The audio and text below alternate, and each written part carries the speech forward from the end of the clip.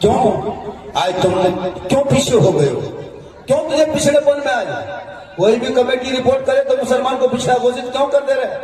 चाहे वो कोई भी हो, जब भी कोई रिपोर्ट तैयार करे तो मुसलमान शिक्षा में पिछड़ा है, इल्म में पिछड़ा है, क्यों लिखा जा रहा है? क्योंकि तुम अपने मकसद, मदरसा, कॉलेज, स्कूल सब छोड़ दिया है। आज सबसे बड़ा मकतब अगर दुनिया में कहीं है वो माँ का गोद है।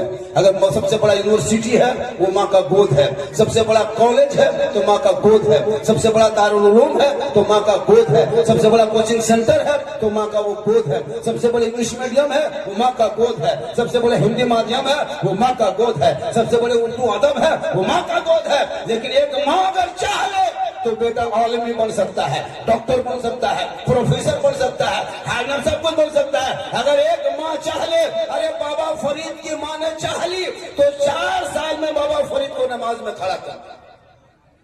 आज की माँ बहू बेटी है, 5 महीना बच्चा है, 8 महीना बापू है, 10 महीना लड़का है, सामने मोबाइल रख के भात खिला रहे। ले ले ले ले बेटा, ले ले ले ले ले ले। तो मोबाइल दिखा दिखा के भात खिलाओगे तो बेटा गुलाम गौस नहीं टावर में चढ़ा रहेगा। हम तो कहते पूरा मोबाइल खिला दो। बताओ, गौसे आजम की माँ कुरान पढ़ के सोई थी तो बेटा जब पैदा हुआ तो 18 पारा का हाफिज कुरान बन के पैदा हुआ। आज हमारे घर के माहौल कभी आपने देखा नहीं, इसलिए आज आपने परेशान नजर आते हो। वरना ये दिन दूर नहीं था जब ये कौम जिस रास्ते से निकलती थी दुनिया देख के हैरत में करती थी। जब 313 थे तो लड़ता था जमाना, आज करोड़ों है पर करते हैं गुलाम।